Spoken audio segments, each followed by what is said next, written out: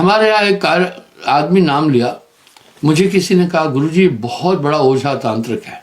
मैंने उसको बुलाया, बोला ये मशहूर है 4-5 जिलों में। मैंने उसको बोला भाई सुनो, तुम पहले सियाने थे, भूत प्रेत भगाने का ये करते थे काम? बोला हाँ। मैं बोला क्या, कैसे करते थे आप? वो मुझे बोला गुरु ने बताया था, किसी को बताना नहीं। मैंने बोला बात सुनो, अब तूने मुझे गुरु धारण किया है, बात वो खत्म है। मैं आपसे पूछता हूँ क्या करते थे? बोला गुरुजी बड़ा ये गलत काम है। मैंने कहा वो कैसे? बोला गुरुजी हमारी 4 लोगों की टीम है। मैं बोला टीम तांत्रिक ओझा के पास? बोला हाँ। गुरुजी टीम के बिना काम नहीं चलता है। मैं बोला फिर क्या बात थी, मुख्य कौन है उसमें? बोला मुख्य मैं हूँ।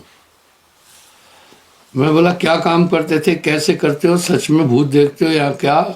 मुस्कुराया। फिर बोला गुरुजी सुनो, पहले हम ढूंढते हैं आदमी को, जो बहुत चालाक टाइप का आदमी है वो आता नहीं है काबू। इस तरह भूत प्रेत भी अधिकतर देखना किसको हमला करते हैं, जिनकी बुद्धि थोड़ी अल्प है, क्योंकि वो कॉन्शियस में ही प्रवेश देते हैं, इसलिए माताओं बहनों को ज़्यादा परेशान करते हैं। तो बोला पहला हमारा एक आदमी ढूंढता है, हम ढूंढते हैं कहाँ ऐसा आदमी है थोड़ा सा जो बहमी टाइप है। फिर क्या करते हैं, एक हमारा आदमी जाता है उसके पास में कहीं पेड़ पर कहीं छिप पर, रात को आवाज़ मारता है रबड़ो, ऐसे करके जैसे प्रेत आत्माओं की आवाज़ निकलती है। वो उसका नाम लेकर पुकारते हैं। तो वो बाहर निकलता है, देखता है क्या है, अब बाहर कुछ मिल नहीं रहा है। बोला वो आदमी भ्रमित होता है, सोचता है आवाज़ें पढ़ रही। आवाज़ें पढ़ना अच्छा नहीं मानते हैं कि कोई प्रेत आत्मा है। फिर बोला गुरुजी वो आदमी कभी कभी क्या करेगा, दूसरा आदमी क्या करता है, अचानक जाएगा उसके घर चुपके से रात में, कहीं बछड़ी खोल देगा, कहीं कट्टी खोल देगा, दूध पी लेगी। सुबह गाय दूध नहीं देती है कि दूध पी लिया, और भैंस भी दूध नहीं देगी, लात मारेगी।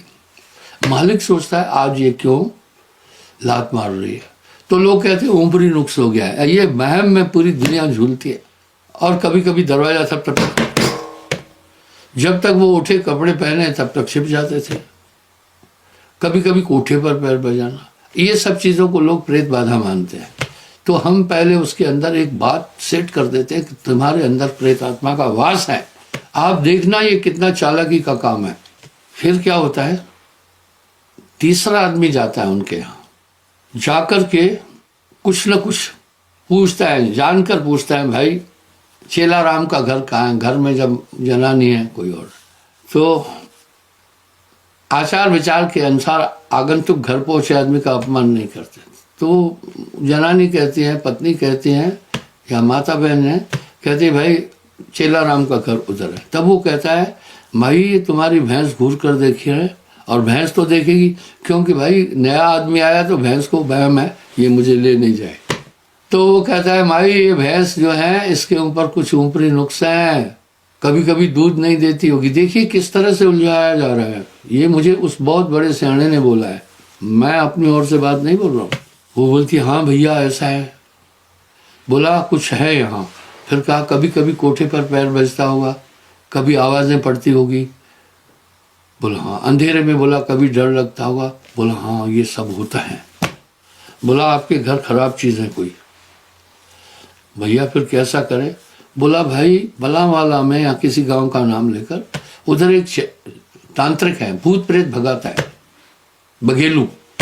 तो अब वो सोचते हैं माई के ब्रेन में सेट कर देते। अब माई क्यों हो गई कन्विंस, जो जो घटनाएं उन्होंने बनावट से की थी वो उसने बोली आकर, अनचाहे माई को यकीन करना पड़ गया।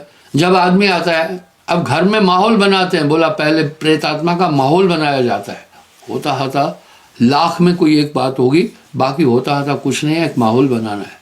अब जब वो चले गए, उसने पता भी बता दिया पलावाला में कोई है, मैं ठीक से जानता नहीं, लेकिन बड़े बड़े भूत भगाए हैं उसने। अब बंदा आता है, माई कहती है बच्चे भी डर रहे हैं। अब बच्चे भी डरेंगे क्योंकि घर में फिर वो अंधेरे में किसी चीज़ को देख के कहेंगे भूत है यहाँ है, तो सब एक पूरा घर ये महसूस होता है इसमें कुछ है। माई कहती है बंदे को कि घर में बच्चे भी डर रहे हैं, कोठे पर पैर भी बजते हैं, आवाजें भी आ रही हैं, कुछ चीजें ऐसी हैं शैतानी ताकतें वो आकर के परेशान कर रही है, मंज भी दूध नहीं देती है, सब चीजें। बंदा बेचारा अनचाहे कहता नहीं कुछ। बोला कोई जब घर का कोई मेंबर मर जाएगा तब कुछ करोगे। अब वो बेचारा गरीब मरता क्या न करता, पहुंचता है पला वाला, धीरे धीरे सबसे पूछता है भाई यहाँ कोई भगीलू है क्या।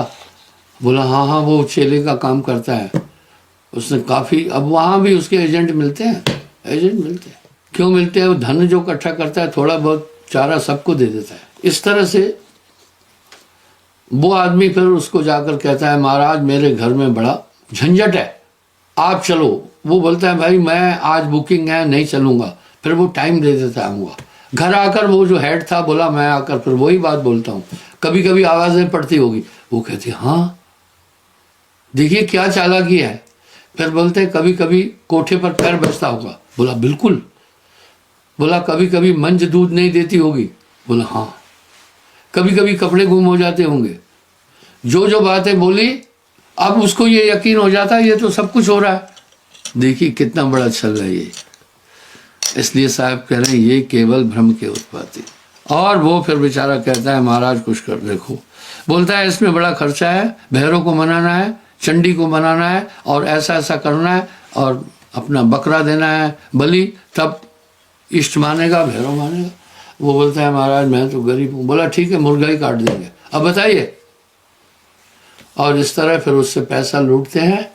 फिर कहते हैं ठीक है ताबीज़ देते हैं कुछ 3-6 महीने तक कुछ नहीं आएगा, और 6 महीने नहीं आता कोई भी। सच में देखिए कितना बड़ा फ्रॉड है।